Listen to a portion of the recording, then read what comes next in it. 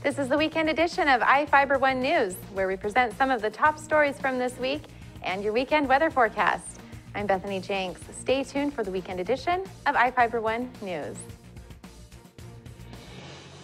From the iFiber One HD studio here in the heart of the Columbia Basin, this is iFiber One News, your #1 source for local news, sports headlines, and our very own Weather Center forecast covering the entire Columbia Basin. This is iFiber One News, and it starts now.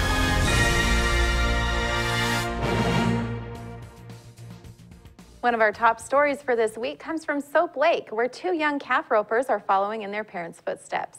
The family met with reporter Jeff Chu this week, who has the story. They may well be the best little ropers in Grant County. Colt Staples, age 4, can throw a rope like a natural cowboy at his parents' ranch in Soap Lake. Then there's his even littler brother, Clay, who has been roping dummy calves since he was 2. He'll be 3 in February.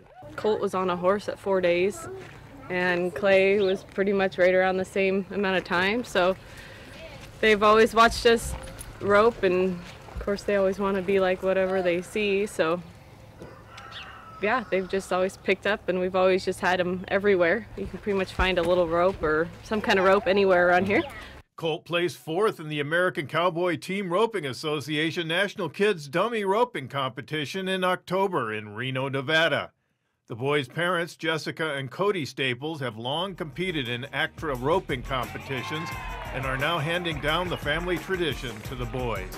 It seems to be working, and the boys are sharing friendly competition at home. You got to find a small enough rope that they're comfortable with, and you find we have some little roping dummies that we have all over. There's some in the house, and some days I have to just take ropes out because it doesn't work, and then they have ropes and dummies at their grandparents, and it's just they're always trying to rope the dogs, anything that moves, chickens.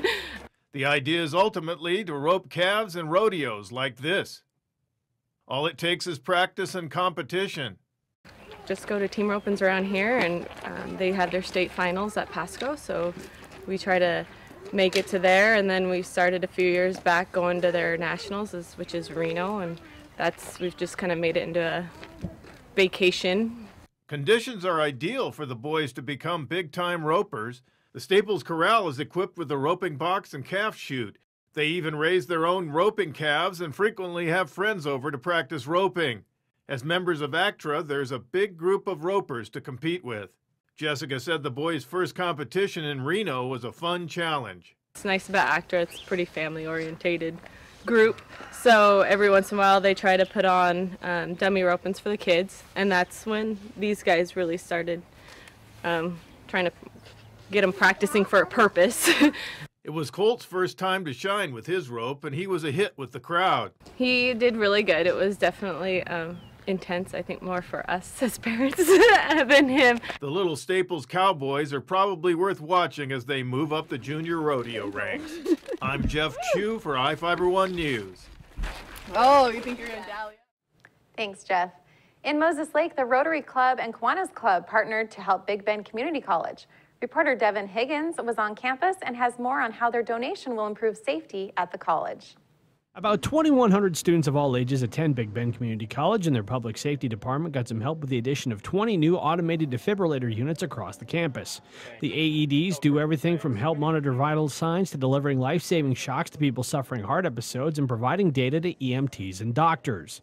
The units were donated through fundraising efforts by the Moses Lake Rotary and Kiwanis Club, and head of public safety Kyle Foreman said it's a huge benefit for the school. Studies have shown that people who suffer from a sudden cardiac arrest have a much better chance of survival if they receive early CPR and early defibrillation. To have that early defibrillation, we need to have the AEDs in every building, and that's what this project has accomplished for us. The Rotary Club and the Kiwanis were very generous in donating about $25,000 to adding these AEDs to every publicly accessible building on campus, and that's a testament to their commitment to the health and well-being of our students, our employees, and the visitors to the college. At Big Bend Community College, Devin Higgins for iFiber One News. And now we take a look at people being sought by law enforcement. This is Sheriff Tom Jones with the Grant County Sheriff's Office. Each of the people you see here have a warrant for their arrest. If you see any of these people, we ask you do not attempt to detain or apprehend them, but call us at 509-762-1160 or send us an email at primetips@co.grant.wa.us. If the person is presenting a danger, call 911. With your help, we can bring these people to justice and make our community safer. Don't go anywhere. We will be right back. Attention business owners. The deadline is fast approaching to advertise in the 2015 edition of the Moses Lake Local Book. Don't be the only business left out.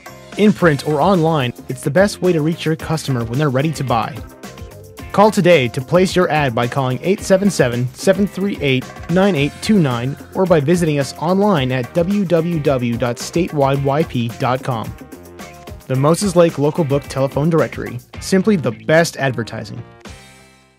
There's something new and exciting happening right now at your nearest Toyota dealer. It's the arrival of the all-new 2014 Corolla, now featuring a new stylish exterior, plus a premium interior loaded with technology, including Toyota's N-Tune multimedia system with navigation. Corolla has definitely evolved. The best part is, right now you could take advantage of special introductory savings. The new 2014 Corolla, available at any of your Inland Empire Toyota dealers today. Toyota, let's go places.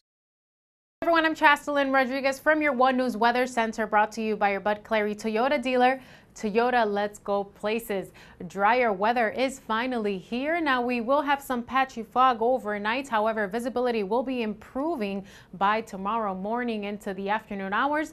Average temperatures for this time of year for this weekend. We're expecting a nice weekend for our area, but colder air will approach by the beginning of the work week as a strong cold front pushes through, bringing unsettled conditions towards the coastal area and Cascades and a decrease in temperatures by the second half of the work week. In the meantime, let's take a look at the almanac. Within the past 24 hours, maximum temperatures in the mid-50s, that record high 64 degrees in 2006 around this time of year, and the low in the lower 30s, very close to the average for this time of year, sun setting at 4:32 p.m. and for Moses Lake, very similar temperatures in the mid-50s and the low in the mid-30s with that sun setting at 4:32 p.m. And right now outside your door, our current temperatures in the lower 50s with mostly clear skies, dew points around 37, and those winds coming in from the south pretty calmly around 2 miles per hour. Mostly clear skies, not much cloud cover around our area. Coming into Saturday, we're expecting mostly cloudy skies, but dry conditions will prevail Saturday into Sunday for our area. But coming into Sunday, that cold front approaches the state, bringing unsettled conditions towards the coastal area and towards the Cascades. Heavy rainfall may be a possibility, even snow towards the higher elevations. Let's take a look at the temperatures towards the coastal area in the lower 50s to mid-50s, towards the Yakima Valley in the upper 50s, through the inland northwest, those temperatures in the lower 50s as well. And let's take a closer look at our Columbia Basin. Those temperatures from the lower 50s to the upper 50s, Royal City 57, and towards Bridgeport 55 degrees, mostly cloudy skies. And those temperatures will remain very similar for Sunday. Let's go ahead and take a closer look at the extended forecast for the week. So for this Saturday, mostly cloudy skies, as well as towards Sunday. There is a gradual increase in temperatures for Sunday in the upper 50s, but then a decrease in temperatures by the beginning of the work week, and then those temperatures will be from the lower 40s hitting the upper 30s. It will be very cold Tuesday into Wednesday, entering Thursday around our area. Even into Friday, we're expecting temperatures below the average for this time of year. Thank you all for being with us. We'll be right back with sports. You don't need me to tell you that 4 and all-wheel drive time is on its way. But maybe you didn't know your local Toyota dealers are gearing up for the season with special savings on our top-selling 4 and all-wheel drive models. From tough Tundra trucks to our best-selling CUV RAV4 or Venza, the perfect blend of all-wheel drive with safety and style. Plus many others. The bottom line is exceptional 4 or all-wheel drive savings just in time for winter. For full details on these and other savings, visit any of your Inland Empire Toyota dealers. Toyota, let's go places. Just when I thought the blizzard couldn't get any better, DQ put the blizzard inside a waffle cone. This is mind-blowing. So when DQ asked me how I would tell the world, I said...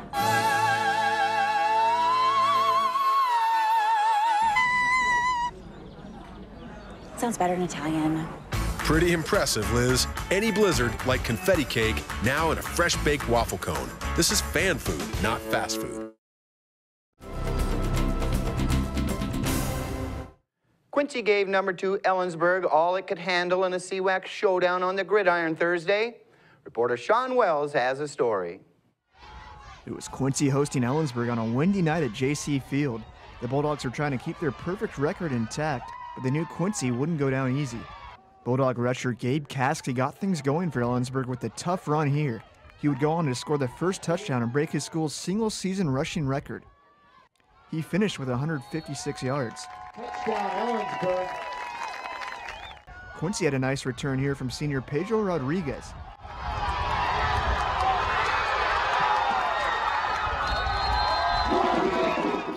But the drive would stall and Ellensburg would go on to score again, this time on a 16-yard Garrett Hole touchdown pass. Just when it looked like the Bulldogs would take control, Quincy came storming back behind playmaker Andy Vargas. Vargas had a tough run, then a great catch down at the 3-yard line.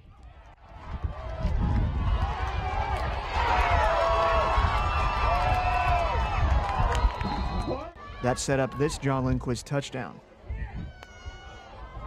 Quincy would score again to close the gap on a Steven Gomez touchdown run.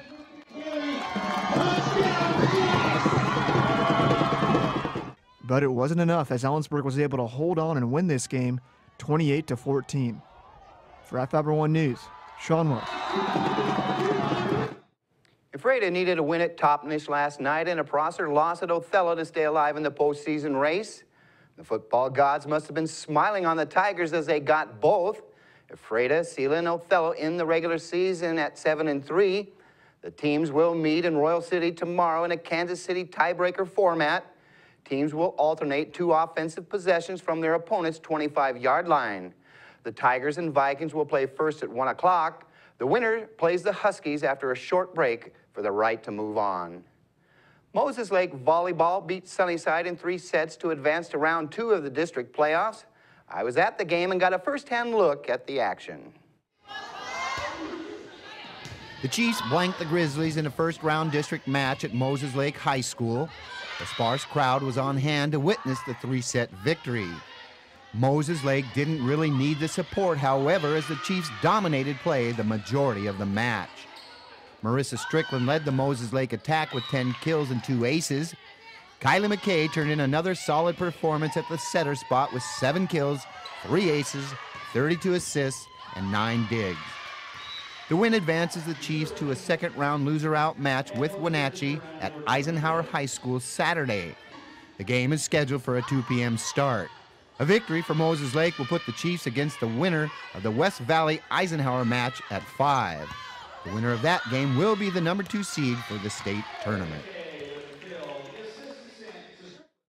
The Moses Lake Chiefs defended their District 6 girls soccer title with a win over West Valley. Here's Sean Wells with the story. It was Moses Lake taking on West Valley for the Big 9 championship. Moses Lake struck first with an Alicia Overland goal, and the Chiefs never looked back. Moses Lake knocked off West Valley 3-1 and will host a state playoff game next week. Alicia Overland had a hat trick for the Chiefs, giving her 36 goals on the season.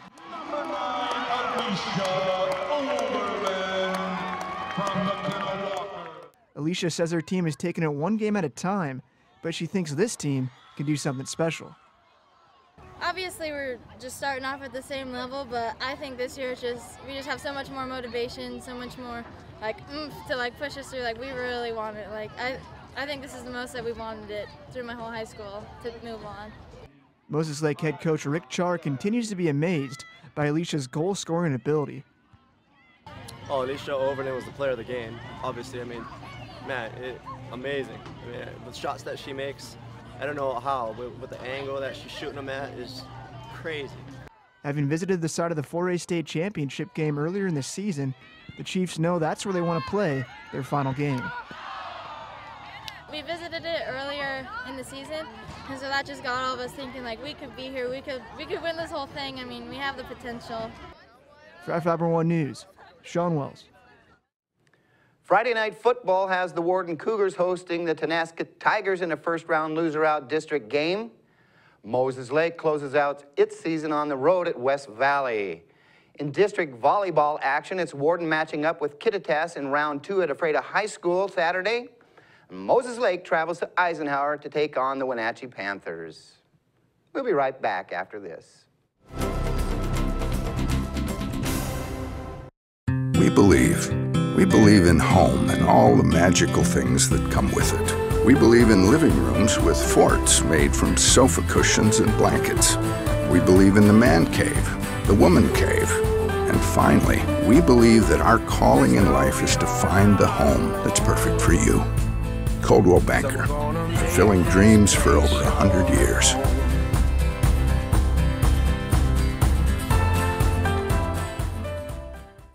As the summer has quickly approached, we all enjoy the family barbecue and kids playing in the sprinkler.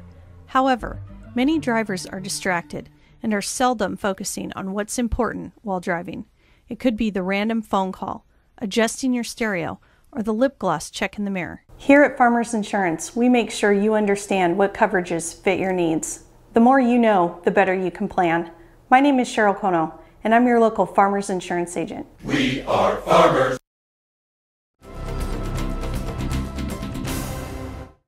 Our next story is about Ephrata's own Dale Wentworth, who met with iFiber1 News to discuss his time on the CBS hit show Survivor. Reporter Jeff Chu has the story. Appearing on CBS TV's Survivor, San Juan del Sur, Blood versus Water was anything but easy for Ephrata farmer Dale Wentworth. But Dale says he would do it all over again, despite the backbiting drama that led to him being voted off the island in Nicaragua during last Wednesday's episode. I don't know what's next. So far, I'm just kind of taking it what it is. I'm going to go back to riding my bicycle and skiing this winter. I would like to do Survivor again. Yeah, they've had returning players. They've had some people on there 3-4 times or something like that. So they've had all-stars, they've had heroes versus villains, returning players, all sorts of stuff. So if you get to be, if people vote you back, they do fan favorites. So if you've got a big enough of a following, you can get voted back on the show. A Seattle marketing representative who grew up in Ephrata like her dad, Kelly, was voted off the week before. Like Dale, she was seen as a threat by fellow tribes members because both she and her dad have long watched Survivor and are super fans who know the show's workings. This season pits family and loved ones against each other until the show host Jeff Probst switched up the tribes and Dale and Kelly were both together on Cayupa. She started out on Hanapu tribe. Dale said he and Kelly will return at the end of the season, December 17th, at CBS's Studio City location in Los Angeles. That's when the show's producers will decide the winner of $1 million. There is a live reunion show. They fly everybody who's been on the island. We all get back because the winner is not determined until it's live on a show. And so we're all 18 of us are going to go down to California for the last 2-hour show. Dale said he's been through several CBS interviews both nationally and internationally. Plus, there's a Survivor fan base from around the world. Kelly and I have both got I won't say a big fan base, but we've got followers. Everybody does. They have their favorites. And I've been in contact with people from Croatia, Russia. There's a small fan club down in Brazil they're just fanatics about it. Fun around Ephrata. I mean, my good old Ephrata shirt, it's been a hit. I've enjoyed it. People have been incredibly supportive from my classmates I went to school with that can't believe I ended up with a dang Ephrata shirt on Survivor. And I've talked to other people, and it's more, even out of state, people are wondering, where in the heck's Ephrata at? Or, you're from Ephrata. Oh, that's that guy from Survivor, and that sort of stuff. I went to Disneyland when we went to our exit interviews, and while I'm walking around Disneyland, and I wasn't wearing an Ephrata shirt, walking around Disneyland, people walking up and shaking your hand and that sort of stuff. After he was voted off the show, Dale said he and Kelly still got to stay on the island for the remainder of the show's filming. Dale said it was like a vacation on CBS's resort called the Ponderosa. The Wentworths were paid stipends and all of their expenses incurred. Once voted off the show, they were fed much better than the daily bowl of rice they ate on the show. Dale admits it will be tough for him to watch the show. I'm not sure how much I can watch Survivor. I mean, Wednesday night's going to be tough for me to watch it because I'm going to grind my teeth on every episode. Even if Dale has trouble watching the show, you can tune in at 8 p.m. Wednesdays on KREM TV, Channel 2. I'm Jeff Chu for iFiber One News. We'll be right back. Well, one thing I knew from being a patient myself was that a dental office is a scary place to come to. And so we wanted everything possible to make sure that our office is a comfortable place for our patients to visit.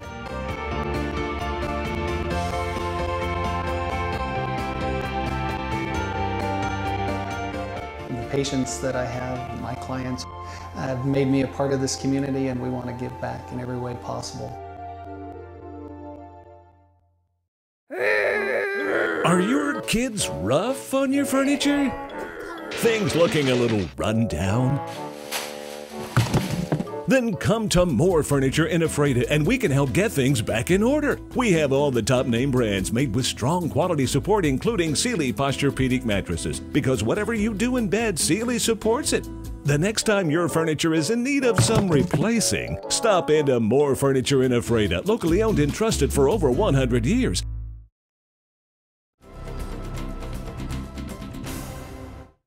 Welcome back. The next story is about the American flag that's lit up atop Beasley Hill overlooking Ephrata and how that flag came to be. Reporter Jeff Chu has more. For more than 50 years, it has stood atop Beasley Hill, a glowing red, white, and blue icon of patriotism overlooking Ephrata. Today, the American flag of some 300 colored light bulbs is a bit tattered by stormy weather. But as long as the Beasley Hills Community Flag Alliance is around, Old Glory will always remain and be maintained. Those who look up to the 40-foot-tall flag in the distance can thank Ephrata residents such as Bill Robinson, who helped erect it in 1959. Robinson at the time was president of the Ephrata Junior Chamber of Commerce, also known as the JCs. Today, Robinson is a 92-year-old World War II veteran. He explained what the flag means to him. It's America. That's all we got, and that's what we all stand for. Robinson said the idea for the flag on the hill came up during a JC's meeting in the late 1950s. We were always looking for projects. Somebody in the crowd brought it up, and we went from there. Robinson, volunteers, and linemen with the Grant County Public Utility District placed power poles and strung the wiring for the light bulbs. The bulbs were dipped in colored paint to match the U.S. flag's colors. Building the flag required a lot of driving up and down the hill to look at it from a distance to make sure it looked like Old Glory. We didn't have any radio, any communications back down the hill and over on Ephrata. Over, back down the hill and back up the hill. Back down, back up. Sometimes we'd be working up there till midnight. For years, the flag was switched on by someone who drove up the hill in the evening and turned it off in the morning. Today, it has an automatic timer as an on-off switch. During Christmas time, the flag is designed to switch on a Star of Bethlehem. During Easter, a cross lights up. Jane Montani, a leader with American Legion Unit 28 Ladies Auxiliary in Ephrata, is the Beasley Hills Community Flag Alliance secretary. She said aging American Legion members are looking to the younger generation to keep the flag operating in the future. To volunteer, Montani can be reached at 509-754-4889. She and her husband Mike, both active with the Ephrata American Legion, bought their home in Ephrata because it had a view of the flag. She commends those who keep the flag operating in all kinds of weather. Most of the time, our volunteers are really very, very courageous and get up there no matter what. We did have somebody a few years ago that put on snowshoes to go up and check on a couple of things. Bill Robinson, who has seen the flag light up for more than 5 decades, said he believes the younger generation of veterans should help keep the flag glowing. I think that's an obligation that they have to. That's a pretty precious piece of material, that flag. I'm Jeff Chu for iFiber One News. And rounding out this week's news coverage is a story about the Moses Lake Museum and Art Center holiday show that, without the help of local businesses, would have been canceled this year. Reporter Cameron Probert has the story. A group of organizations and businesses are helping to bring the holidays back to Moses Lake's Museum and Art Center. The City Council initially cut the budget for the holiday show as a way to deal with the financial problems facing the city. Freya Liggett, the museum's manager, said a group of organizations, businesses, and community members offered to help the museum continue the show. Well, we've had some wonderful folks from the Moses Lake Business Association, Tacos El Rey, El Primo, and the Lioness Club, among, a couple others. We have Theodore and the Meteors. A lot of people have stepped forward to help us out with food, music, donations for the silent auction. She said this year's event will be smaller than previous years, but the community group's contributions will allow the museum to hold an event. We'll have several of the events that we've had in the past. Santa will be here for a visit. We'll have live music, food. So it's really just kind of the holiday show, but a little kinder, a little gentler. It'll be a little smaller event this year. The event starts at 5 p.m. on November 21st at the museum. For iFiber One News, this is Cameron Probert reporting. That wraps up our weekend edition. iFiber One News will be back on Monday at 5 p.m. with the latest news from around the Columbia Basin. Thank you for watching.